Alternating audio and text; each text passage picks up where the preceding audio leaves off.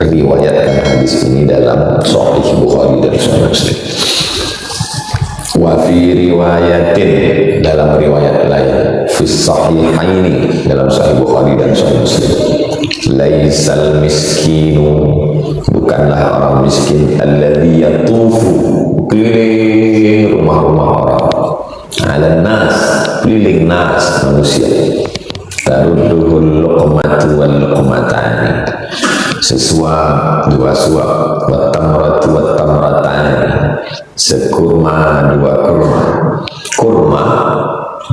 Kurma dulu tak sama kurma sekarang. Kurma sekarang cemilan, kurma dulu makanan pokok. Jadi orang dulu itu kalau udah makan kurma, udah. Orang kita sebelum makan nasi makan kurma, sesudah makan nasi makan kurma. Habis makan kurma naik karbohidrat, naik gula, disalahkan ini kurma. Bukan kurma itu yang salah, yang salah nasi. Di dalam nasi itu tinggi gula, apalagi nasi itu sampai 2 hari di rice cooker, naik gulanya. Makanya anak-anak kita jangan kasih makan nasi, karena udah terbiasa makan nasi itu susah. Anak Ustaz, anak saya udah terbiasa makan nasi. Anak kalian nanti maksudnya. Anak saya makan nasi. Tengoknya saya makan nasi, dia nggak bisa kalau tak makan nasi.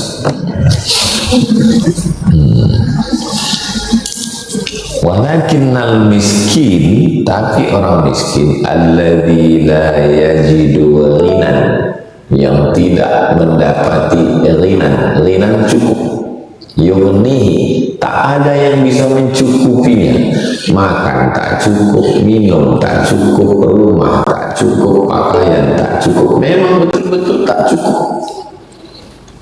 Wala yuf'alu bihi, dan kondisinya la yu'lamu bihalihi, itu arti wala yuf'al, la yu'lamu bihalihi, tak diketahui keadaannya, kesusahannya, karena dia tak bercakap, dia tak ngadu, dia tak ngelapor. Beda sama yang ngaku-ngaku susah sekarang. Ustaz, beli kasih saya beras dong, setiap posting di IG itu datang deh komen, beli beras dong, kasih duit beras dong. Mesin itu yang komen di IG saya selalu itu, kasih beras itu mesin bazar. Wala yufqamu bihi wala yu'rafu haluhu fa yutasaddaqa alaihi, lalu kemudian dia dikasih sedekah. Wala yaqumu, dia tak mau berdiri, tak mau bekerja, tak mau mencari makan. Fayas alan nasa, dia hanya mau minta-minta. Nah, ini bukan itu miskin. Miskin adalah orang yang betul-betul kekurangan, tidak mampu, tapi tidak mau menjual kesusahan. Sekarang banyak orang ini suka menggadaikan harga diri, menjual kesusahan. Penderitaan itu diobral, menjual penderitaan. Bahkan ada pula sengaja menyuruh orang lain untuk membuat dia menderita, flying victim. Dan Indonesia ini suka sekali dengan yang begitu. Maka merasa teraniaya, terzolimi, maka keluarlah judul-judul sinetron suami yang teraniaya. Karena memang suka sekali orang kita ini menengok orang teraniaya. Kalau udah teraniaya, itu nanti banyak yang akan membelanya. Teraniaya, terzolimi, artis-artis terzolimi, viral. Termasuk saya pun disukai orang karena selalu dizolimi kan, diusir, tak dikasih izin ceramah. Akhirnya jamaah pun, inilah ustaz yang benar karena Allah.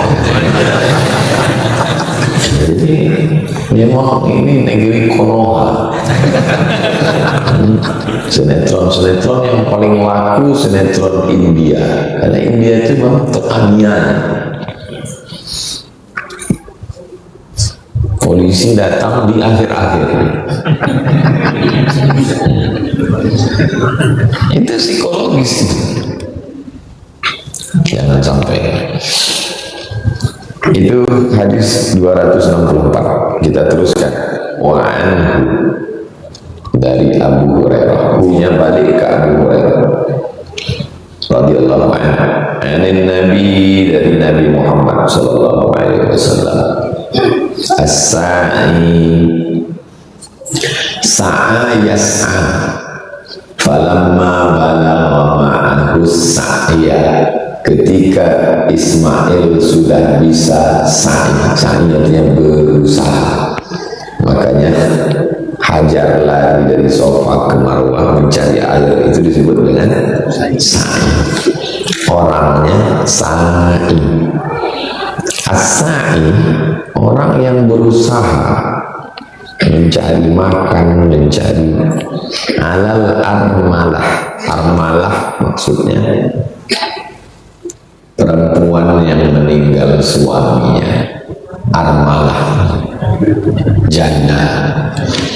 As-sa'i, orang yang mencari duit, beras, makanan untuk menolong armalah, menolong janda-janda tua. Kalau yang muda banyak yang menolong, ini yang tua. Wal miskin, menolong orang miskin, cari duit, tolong orang miskin. Kal mujahid, maka dia sama macam mujahid. Mujahid itu orang yang berperang fisabilillah, fisabilillah.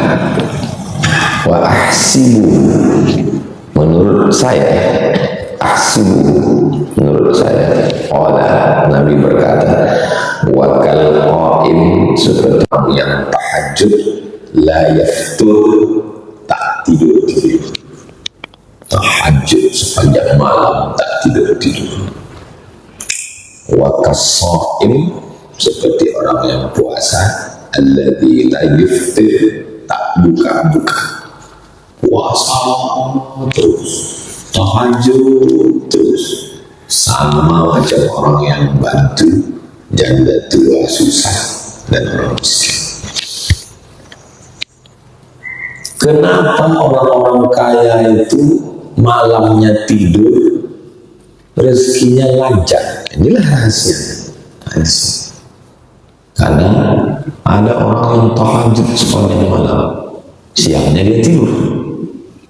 Tapi ada orang yang siangnya sibuk bisnis, malam dia tidur. Mungkin dia bangun cuma 2 rakaat habis itu lagi. Tapi kedudukan dia di hadapan Allah sama. Kenapa? Sedekah. Usahakan kalau udah gajian pergi ke warung beli beras 10 kilo, tak sampai 10 kilo, 5 kilo, beli minyak, gula, teh, kopi, roti gabin, susu saset bungkus.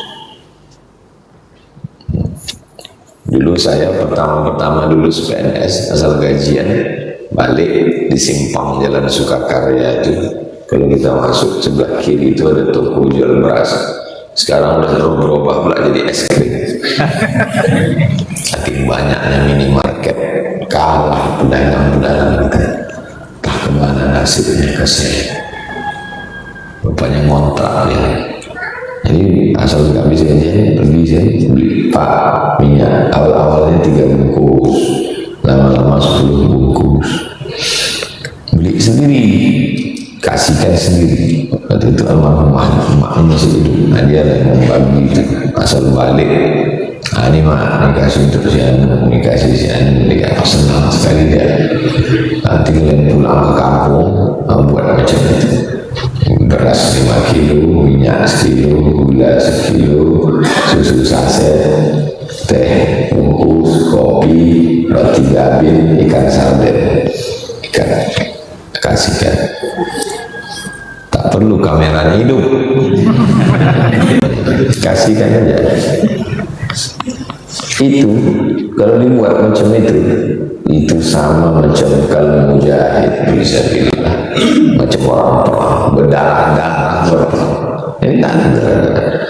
Kal qaim alladzi la yaftur, tahajud tak tidur, wa kalladzi yasumu la yuftir, kas-shaim alladzi la yuftir, macam orang puasa yang tak putus-putus. Jadi dalam Islam ini kita bisa pilih-pilih. Aku puasa tak sanggup Pak Ustaz, sedekah. Aku tahajud tak kuat, ayatnya panjang kaki bengkak, sedekah. Tapi ada yang paling hebat, sedekahnya banyak, tahajudnya banyak, yang paling hebat. Sudahlah tak bersedekah, subuh bangun jam 8 pagi.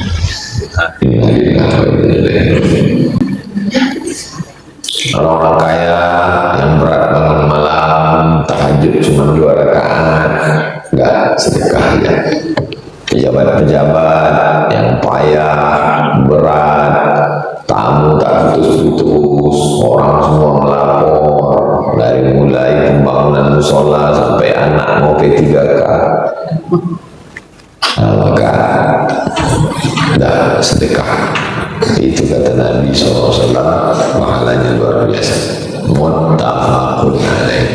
Ada dalam Sahih Bukhari dan ada dalam Sahih Muslim. Inilah hadis paling tinggi kualitasnya. 266. Wa anhu, dari Abu Hurairah lagi radhiyallahu anhu, anin Nabi, dari Nabi Muhammad SAW, qala, Nabi bersabda, syarru jelek, buruk, syarru ta'am, seburuk-buruk makanan, sejelek-jelek makanan, ta'amul walimah, makanan yang paling buruk adalah makanan walimah. Jadi kalau itu datang walimah, udang, kepiting, cumi, asam padeh, bau, nasi uduk, nasi lemak, nasi minyak, nasi mandi, nasi biryani. Apa kata, nikmati Pak, ini makanan terbaik. Antum bilang syarru ta'am, ta'amul walimah, seburuk-buruk, sejelek-jelek makanan adalah makanan walimah. Kenapa makanan walimah itu disebut buruk? Yang na'uha man ya'tiha, siapa yang datang ke situ dilarang. Siapa yang datang ke walimah itu lah, kalau tidak percaya nanti pas ada walimah coba singgah. Tahu mana surat undangan? Tolong buka handphone-nya. Kan undangan sekarang pakai handphone. Zaman dulu pakai ini. Mana surat undangan? Enggak ada, jangan masuk. Itulah maka walimah itu disebut makanan paling buruk. Karena kalau tak ada undangan, tak boleh masuk.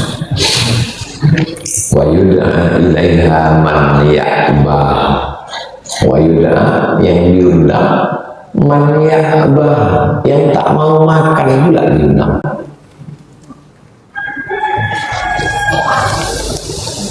Pejabat semua orang yang kenyang itu yang diundang. Sampai situ datanglah pelayan pembawa menu. Bapak mau ini enggak, ini kolesterol, ini asam urat, ini asam lambung, ini karbohidrat, ini tidak. Terus apa Pak? Buah aja. Insyaallah seburuk-buruk makanan. Orang lapar mau datang tak boleh, orang kenyang malah diundang, dan tamunya penyakitan semua. Kita yang lapar lewat di situ, enak ini kalau kita singgah di sini. Mau singgah tak boleh. Orang-orang yang kenyang yang tak ada selera makan, itu yang diundang ke situ. Nah, makanya nanti itu masuk nampak biasanya turun bilang syarrut ta'am ta'amul walimah, seburuk-buruk makanan. Nah inilah makanan orang yang lapar tak kalian undang, yang kenyang-kenyang yang tak mau. Nah, penjaga itu banyak kali cerita kalau masuklah makanan. Karena itu bilang nikmat Tuhan, inilah senikmat syarrut ta'am ta'amul walimah yamna'uha man ya'ti, yang datang tak boleh makan, datang tak diundang maksudnya. Wa yud'a ilaiha man ya'bah abah wastakbar, tak mau, tak berselera makan itu. Tengok makanan sudah begitulah panjang meja makan, piring kecil, kates, nenas, makan, cucuk-cucuknya sedikit. Itu enggak pula dia ambil semua. Saya kalau udah nengok orang pasir, bapak tak makan nasi, diet karbo Pak Ustaz.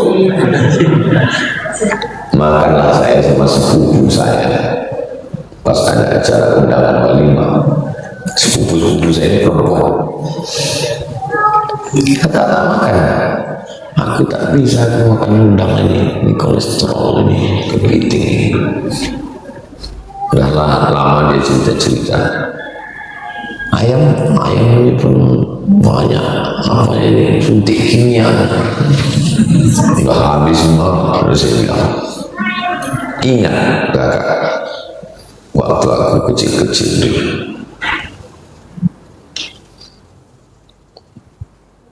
udang yang bagus-bagus itu dikirim keluar. Udang busuk itu yang kita makan, sambal belacan. Belacan itu udang busuk. Belacan itu udang busuk. Sekarang ada udang bagus tak dimakan. Kapan lagi kita mau makan udang? Ayam, ingat dulu kecil untuk makan ayam.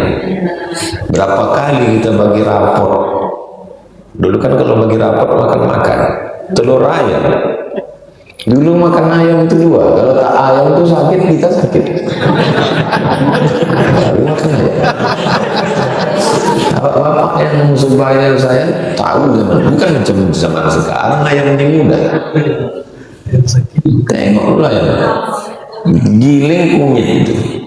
Kunyit itu diperahkan ke mulut ayam. Obat ayam sakit itu kunyit.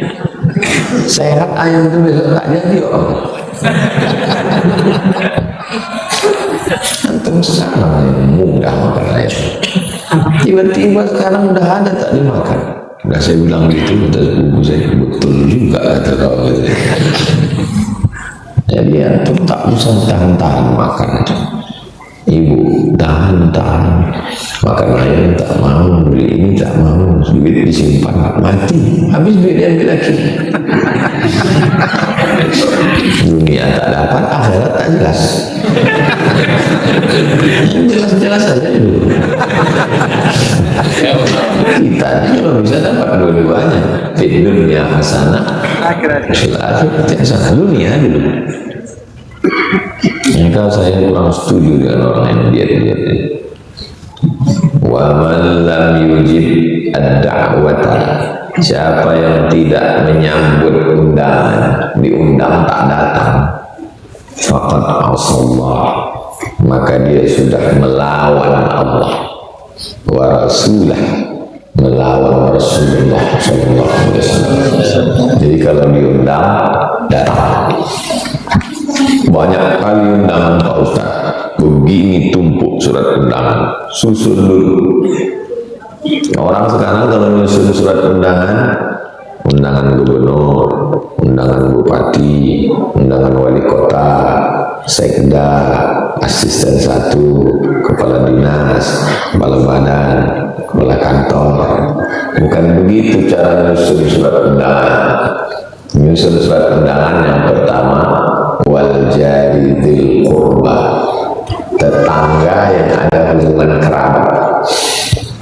Itu dulu ditumpuk undangan, cari mana yang tetangga yang ada hubungan kerabat. sewali. Mak aku sama mak dia adik-beradik sepupu, bertetangga, sama-sama jalan Kamboja. Itu dulu datang. Yang kedua, wal jaril junubi, tetangga yang dekat tapi tak ada hubungan kerabat. Itu tak ada. Ayahku sama ayah dia ayah sama ayah, sama ayah datang. Ini sekarang disusul mana yang kaya-kaya itu sudah datang dulu. Padahal kalau mati kita di jalan Kamboja ini datang banyak orang kaya itu kemana? Busuk jenazah kita kalau nunggu dia. Orang sinilah yang akan mengurus jenazah kita. Nah, maka jangan sombong, kita akan datang, walimah anaknya datang, nikah datang. Ada bupati 2 periode di Riau, dia tidak pernah pakai duit, duduk suaranya tinggi terus. Jadi saya tanya, saya ini orangnya suka bertanya, apa rahasia Bapak? Banyak orang milik Bapak. Saya Pak Ustaz, asal nampak saya orang ramai berhenti saya. Nampak berkerumun turun saya. Ada Bapak meninggal, ikut saya baca Yasin Bapak. Tidak nunggu dekat-dekat pilkada aja. Rupanya itu berpesan. Antum dia pulang, antum kuliah dari Riau, bukan baru pulang. Antum buat dulu mudah antum nanti mau jadi pilkades. Karena orang ingat deh, saya yang datang waktu mak saya meninggal itu ingat saya. Ingat waktu nikah, waktu mati, waktu sakit, ada tamu itu yang menunggu sudah datang di KPU. Oh, itu jurus Bapak ya. Asal nampak lu ada orang ramai, lu singgah saya Pak Ustaz.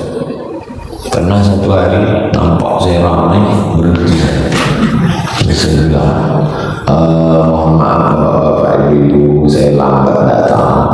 Kalian sudah buka-buka pentasan saya lalu datang, tapi saya ucapkan selamat, mudah-mudahan keluarga sakinah Allah udah selesai, baru datang tuan rumah, mohon maaf Pak, acara pestanya besok. Disangka kalau sudah buka baru masuk. Nah, jadi sebelum kita bercakap kita dapat bocoran dulu. Tanya dulu kapan acara ini, jangan terlalu kepedean kali, malu kita. Tapi bagus juga orang harus ingat kan apa yang salah dulu. Jadi intinya memang banyak saya tanya ini, intinya silaturahim. Tapi kalau udah kita sombong, aku tak mau tahu sama orang. Ada aturan tak tertulis, ada aturan tak tertulis. Walaupun antum pemimpin, walaupun orang kaya, walaupun tokoh agama, kalau antum langgar aturan yang tak tertulis, antum pasti dibenci. Aturan tak tertulis. Kalau aturan tertulis kita langgar, hukumannya tertulis. Siapa yang mencuri ayam, penjara 3 bulan. Itu aturan tertulis. Tapi kalau antum melanggar aturan yang tak tertulis, hukumannya juga tak tertulis dan tak tahu hukumannya selesai kapan. Itu paling mengerikan, namanya hukuman sosial. Sombong, tak mau tahu sama tetangga, menyepelekan orang. Itu antum, walaupun antum orang kaya, walaupun antum pejabat, walaupun antum tokoh agama, dan antum akan dihukum oleh sosial yang hukumannya tak tahu selesainya kapan.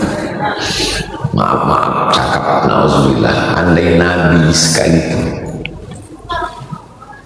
lalu kemudian ada orang miskin, pukulnya, ada anak kecil, terpelengnya, itu walaupun Nabi bilang, aku ini Nabi gitu, langsung orang langsung melawan. Nabi dua gendang kok nih kalau tak Nabi Nabi ngal. Ya Nabi orang dia orang hitam. Nabi ngal dia orang jahat. Hukum sosial ini mengerikan, maka jangan langgar aturan sosial. Dan kebaikan sosial juga luar biasa. Kalau antum baik sama tetangga, baik sama orang, tertawan hati dia. Jangan kan bini antum, bini orang pun suka sama antum. Wah, ini paling ngerinya lagi. Apa kata ibu-ibu? Ya Allah, andai adik inilah suamiku, katanya ada tak pingsan pun. Mawalam yujib ad-da'wata, siapa yang tak menyambut undangan faqad rasulullah, dia sudah melawan Allah. Jadi kalau diundang datang. Rawahu Muslimun, hadis ini hanya ada dalam Sahih Muslim. Wa fi riwayatin, dalam satu riwayat, fi sahihaini, dalam Sahih Bukhari dan Muslim, an Abi Hurairah, dari Abu Hurairah radhiyallahu anhu, min qawlihi, dari ucapannya, bi'sa ta'an, seburuk-buruk.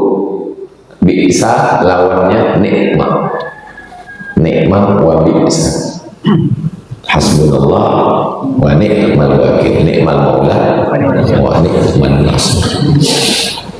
Bi'sa, bi'sa ismul fusuq ba'dal iman. Bi'sa, seburuk-buruk makanan, ta'amul walimah, makanan walimah, makanan kenduri. Walimah itu kenduri. Yud'a ilaiha, yang diundang, da'a, ya du'a, yud'a, namanya fi'il majhul. Yud'a ilaiha, yang diundang itu siapa? Al-aghniya, yang kaya-kaya saja. Yang diundang kaya, pejabat. Wa yusrakul fuqara, yang ditinggalkan orang fakir. Saya kalau makan sama orang kaya, makin kaya dia, makin cepat saya kenyang. Saya perhatikan diri saya. Antum coba perhatikan diri itu. Jangan kita perhatikan keluar, perhatikan ke dalam. Semakin tinggi jabatan orang itu, makin sedikit saya makan. Semakin kaya orang itu, makin tak berselera saya makan. Tapi kalau makan sama fakir miskin, jadi nanti antum kalau makan sama saya, nampak saya lahap, itu berarti miskin antum.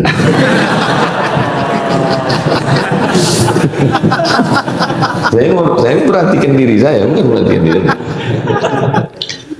Ambil nasi sedikit, lauk sedikit, atau minyak lagi perut. Tapi kalau diundang ke kampung, maka saya lebih suka saya ceramah di kampung. Di talang itu, dibentang daun pisang, tumpukan ngasih situ, ambil gulai cendawan, ambil ikan panggang, tak berhenti. Daun pisang itu macam daun ubi tumbuh nampak. Saya perhatikan, saya senang memperhatikan diri saya. Selera makan itu kan tak bisa dibuat-buat. Makan dulu di kampung, waduh sedap lagi. Tamu-tamu. Tapi kalau udah makan sama pejabat-pejabat, sama orang kaya, asal udah undangan saya makan semeja sama pejabat orang kaya, balik ke rumah beli nasi dia lagi. Selalu begitu. Kalau balik ke rumah istri saya masak lagi. Tapi tadi makan tak berselera. Saya tak tahu ya. Coba perhatikan diri kita sendiri, apa yang terjadi.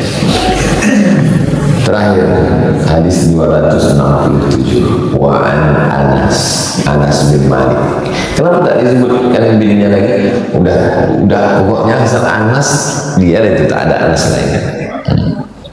Sama macam untuk Anas. Mana ada atuk lain di Riau selain untuk Anas Makmum. Wa'an Anas dari Anas bin Malik, anin Nabi dari Nabi Muhammad SAW, yang berkata, man ala, siapa yang ala. Ala itu asal katanya adalah membutuhkan. Mana orang yang memenuhi kebutuhan orang yang membutuhkan.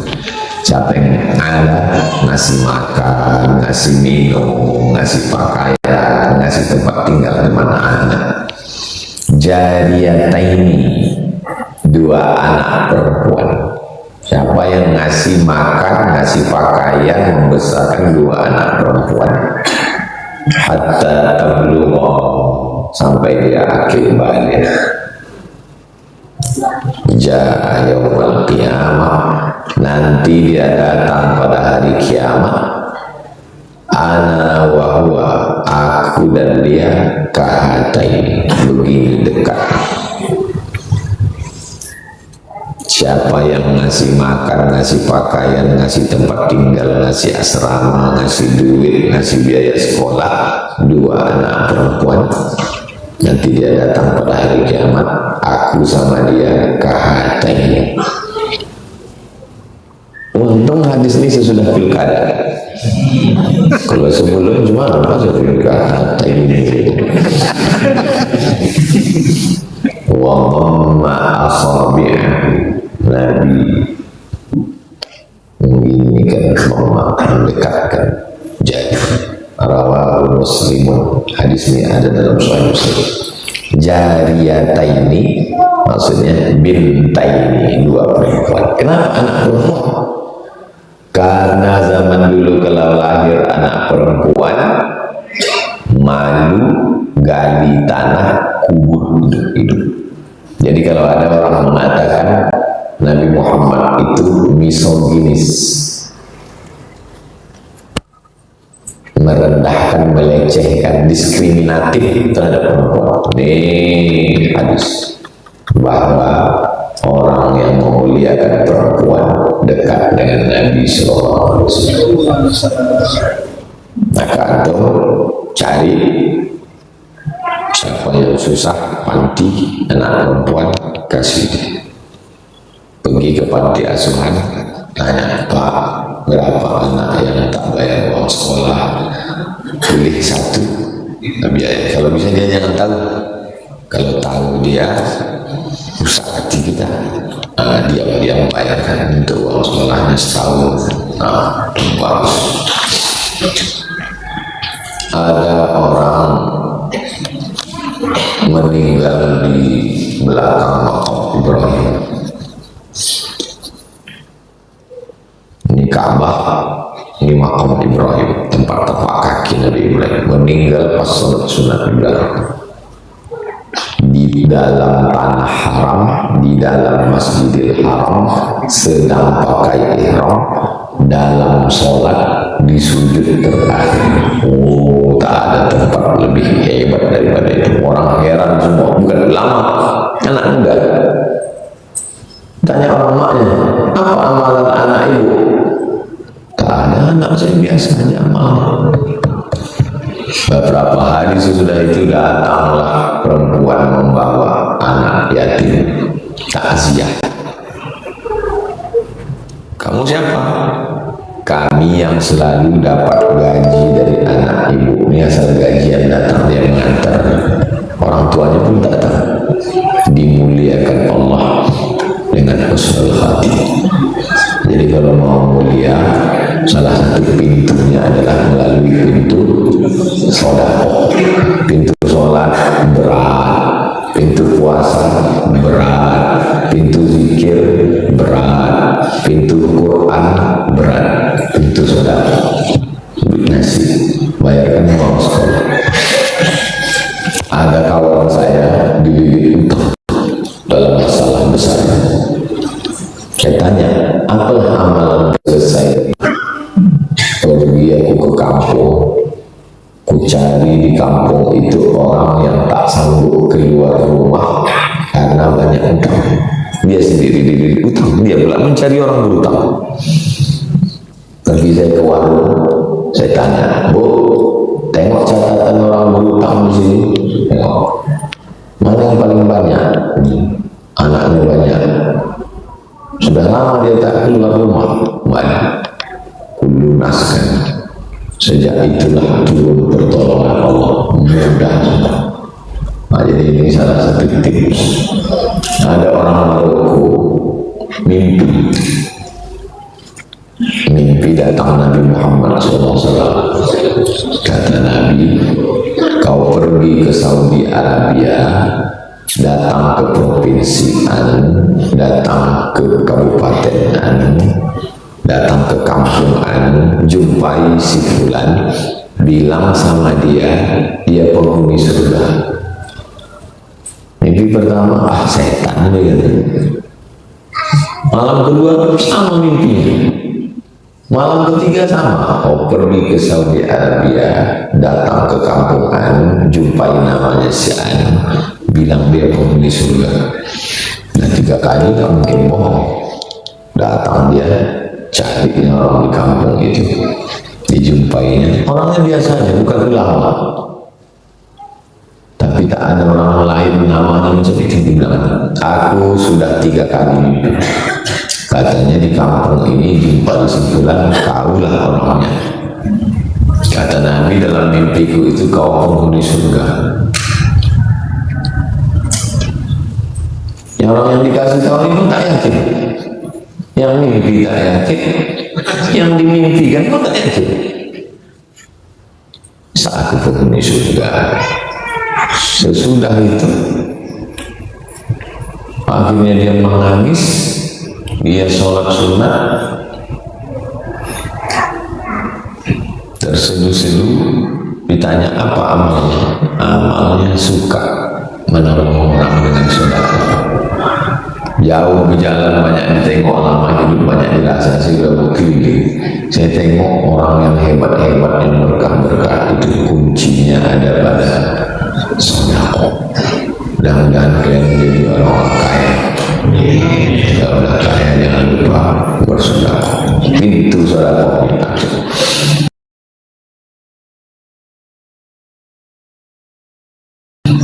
Tapi jangan gara-gara udah sedekah tak sembahyang lagi ke masjid. Kau kenapa tak ke masjid lagi? Ada pintu ini sedekah. Tetap pintu sedekah. Semampu kita, la yukallifullahu nafsan illa wus'aha. Itulah hadis. Pertemuan akan datang 268. Mana kertas? Baitul Mal. Ini tempat sholat, namanya Baitullah, rumah Allah. Ini tempat harta, namanya Baitul Mal. Bait rumah, mal harta. Siapa yang pernah bertugas menjadi Baitul Mal, ingat hadis tentang keutamaan ayat kursi. Allahu la ilaha illa huwa. Gimana kronologisnya? Abu Hurairah menjaga Baitul Mal. Ada yang mencuri kurma malam itu, ditangkap. Nah, itu menunjukkan Abu Hurairah pernah menjaga Baitul Mal. Sahabat, sumber pendapatannya dari mana saja? Sumber pendapatan Baitul Mal 7: zakat, wakaf, infak, sedekah, wasiat, hibah, ghanimah. Ghanimah harta rampasan perang. Zakat, wakaf, infak, sedekah, wasiat, hibah, ghanimah. 7 pendapatan Baitul Mal. Bagaimana dengan zaman sekarang cara kita menerapkannya? Buat Baitul Mal, yayasan yang terdaftar di Menkumham, Kementerian Hukum dan HAM. Basnas itu sebetulnya secara operasionalnya mirip dengan Baitul Mal, cuman ada beberapa yang tidak ada, jadi dipecah-pecah. Wakaf tidak lagi diurus Baitul Mal, tapi diurus BWI, Badan Wakaf Indonesia. Ghanimah tak ada lagi. Nah, jadi sudah dibagi-bagi. Apakah pemimpin seperti kepala desa, bupati, gubernur bisa membuat Baitul Mal? Bisa. Misalnya pulang kalian, pulang jadi kades, buat Baitul Mal. Supaya ada badan hukumnya, daftarkan ke Menkumham. Buat pengurusnya 5: pembina, pengawas, ketua, sekretaris, bendahara. Gubernur tidak perlu membuat Baitul Mal, dia hidupkan saja lembaga yang sudah ada. Maka dalam 16 poin yang MOU itu, supaya zakat potong atas dan hidupkan BWI. Jadi BWI ini Badan Wakaf Indonesia. Banyak tanah-tanah beliau yang sebenarnya wakaf tapi tidak dikelola dengan baik, maka BWI harus perang. Jadi tidak membuat lembaga baru, lembaga yang sudah ada itu dihidupkan. Tapi kalau antum di kampung membuat Baitul Mal, bagus. Ustadz Lukman buat Baitul Mal di Pontianak, bagus. Nanti antum jalan ke Pontianak, masjid 6 lantai, di atasnya ada kamar VIP bintang 5. Naik ke atas, kamar kelas bintang 5 kayu jati, kamar yang pojok itu kamar Abdul Somad. Apakah boleh anak kandung menerima wasiat sedangkan dia adalah ahli waris? La wasiyata liwarisin, tidak boleh ada wasiat untuk ahli waris. Hadis ini tidak bisa dipahami secara tekstual bulat-bulat. Tidak boleh wasiat untuk ahli waris itu kalau lebih dari 1/3 harta. Kalau dia saja yang dapat, yang lain tak dapat, tak boleh, karena bertentangan dengan hadis ittaqullah, takutlah kamu kepada Allah, wa'adilu baina auladikum, bersikap adillah di antara anak-anakmu. Jangan yang satu dikasih ruko, ini tak dapat, nanti cucu kita putus silaturahmi. Iyalah kau berhasil, ayah kau anak emas, anak ayahku. Nah, ini berkelahi cucu kita gara-gara atur yang tak adil. Iyalah kau hebat, ayah kau S3, ayah kau S channel, tak dapat. Jadi kalau ada mau mengasih wasiat, wasiatnya sah. Tapi menurut saya sebaiknya kasih saja hibah. Panggil anak ini kasih hibah. Kau kasih ruko, kau kasih sawit. Langsung alihkan namanya hibah, karena wasiat ini nunggu kita mati. Kita kasih wasiat. Alhamdulillah Ustaz, masjid kami dapat wasiat. Rupanya ketua masjidnya mati duluan. Kalau yang menerima wasiat mati duluan, wasiatnya batal.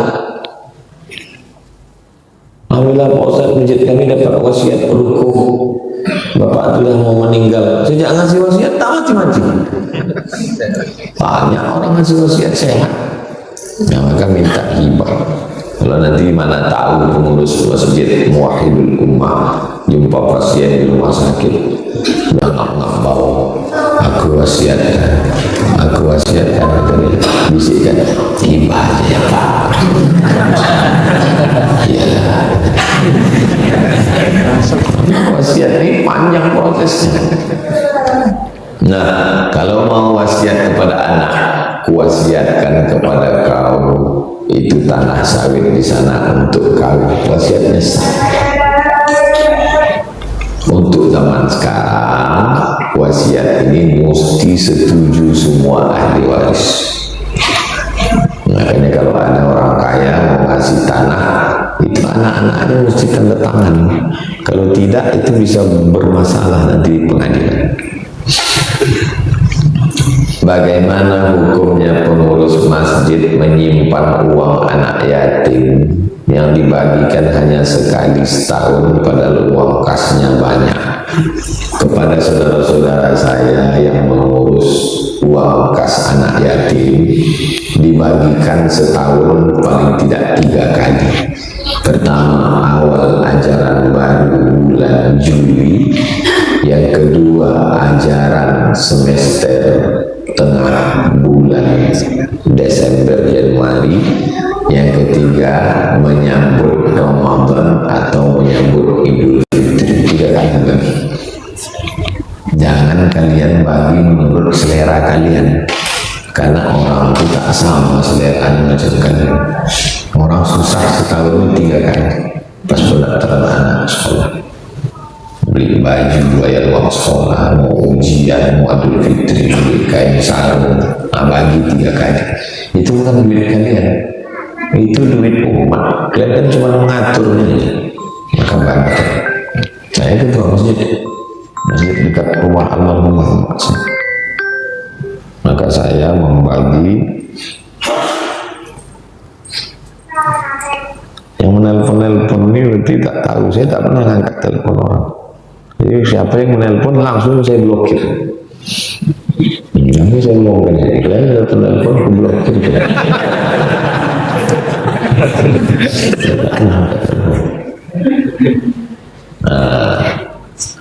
Jadi uang anak yatim dibagikan 3 kali setahun. Siapkan aja kotak fakir, kotak miskin, kotak duafa, kotak yatim, kotak masjid. Nah, bagi. Nanti pas pembagian yang anak yatim kasih yatim, yang sudah SMP, yang sudah akil balik diambil dari kotak duafa, yang fakir miskin diambil. Jadi waktu santunan semua dapat, tapi jangan duit anak yatim ini. Begitu juga kalau yayasan, ada namanya rekening wakaf, ada namanya rekening operasional. Jangan satu rekening bercampur wakaf. Wakaf tak boleh dimakan, wakaf tak boleh untuk gaji guru. Jangan sampai kita mengelola, kita masuk neraka. Kita kasih tahu orang, nanti kalian pejabat-pejabat orang kaya, hisab kalian lama di akhirat. Pas di akhirat, rupanya kita sama-sama pejabat juga. Kata pejabat itu, kau yang bilang itu, iya kok sama. Itulah aku salah catatan yayasan itu. Sama ya,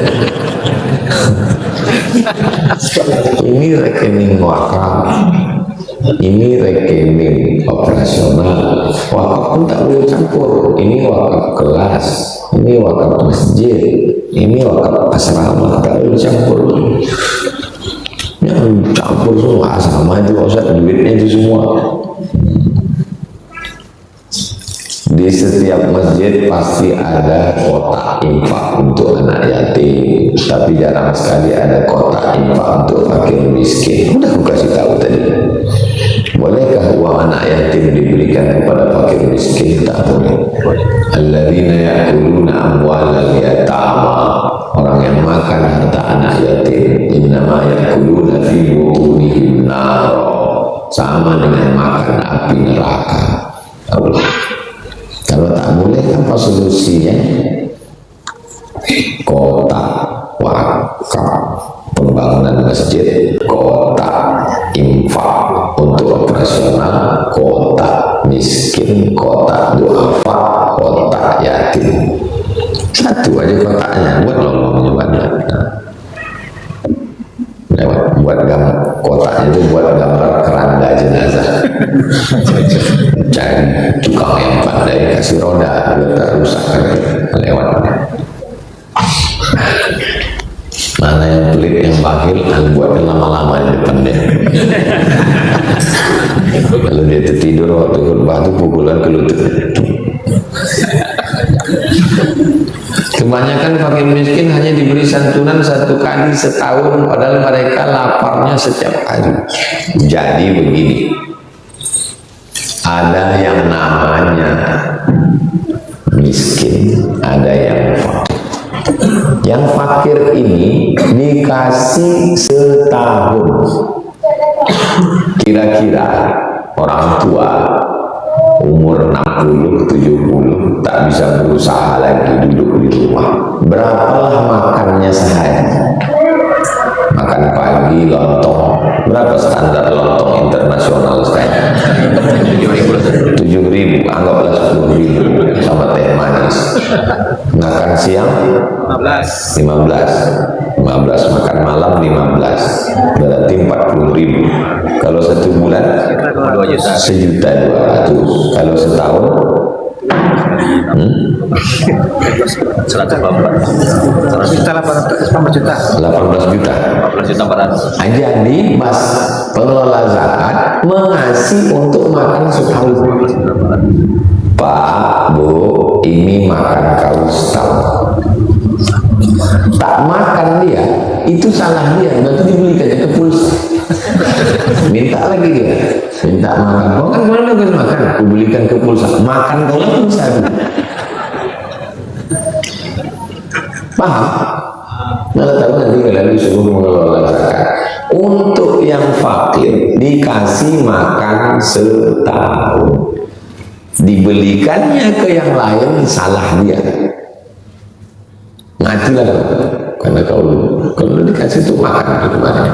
Nah, ini yang fakir. Yang miskin kerjanya apa, Bu?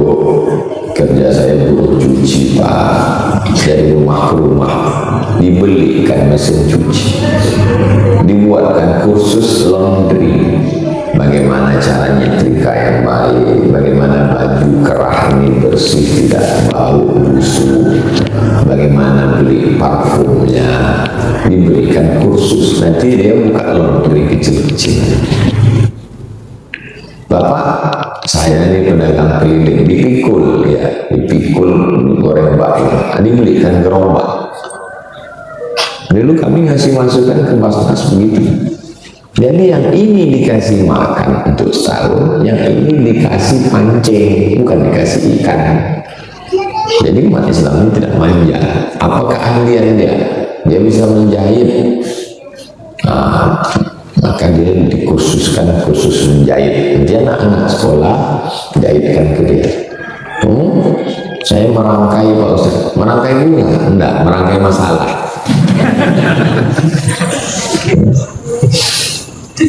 Begitu caranya. Takut kalau dikasih duit, nanti duit ini dipakainya macam-macam. Kasih dia beras. Kalau dikasih beras sekali untuk setahun busuk berulat, kasih kartu.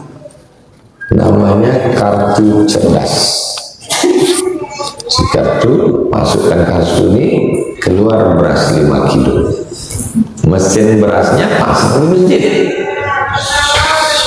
Nah, ATM beras dulu sudah sosialisasi di masjid. Robotus Solih ATM beras.